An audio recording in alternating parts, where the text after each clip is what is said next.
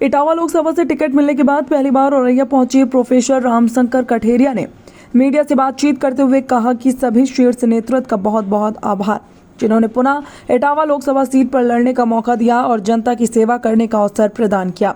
राहुल गांधी और अखिलेश यादव पर तंज कसते हुए कहा कि अभी वर्तमान की राजनीति से दोनों ही लोग अनभिज्ञ हैं और दोनों ही लोगों को राजनीति की समझदारी नहीं है।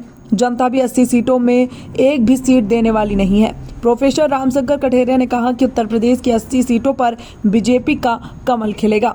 चंद्रशेखर आजाद रावण के सवाल पर उन्होंने कहा कि रावण कभी भी हारा नहीं है, जीत तो राम की हुई है। रावण अपनी दुर्दशा कराए तो मैदान में आए।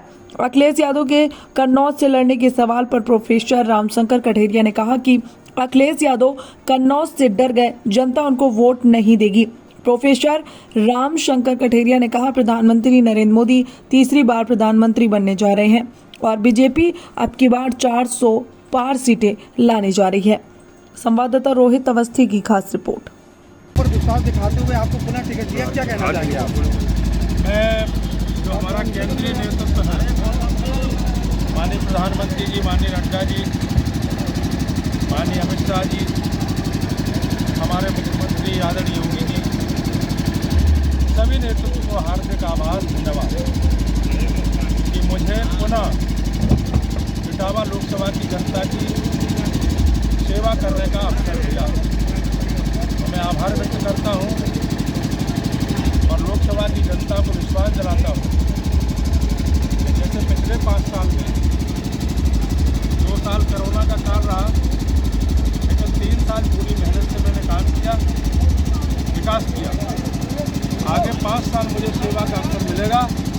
मैं पूरी ताकत के साथ समर्पित होकर आगरा लोकसभा के विकास के लिए और जनता की सेवा के लिए तत्पर रहूँगा। वहीं अगर देखा जाए तो बीजेपी की जीत लेकर के जहां पर इतना सुनते नहीं हो, वहीं समाजवादी पार्टी को आप किस नजर से देखते हैं? देखिए, समाजवादी पार्टी और राहुल जी और अखिलेश, ये जो वर्तमान की राजनीति है, इस राजनीति से वो बिल्कुल मैं कहूँगा कि अनभिज्ञ है,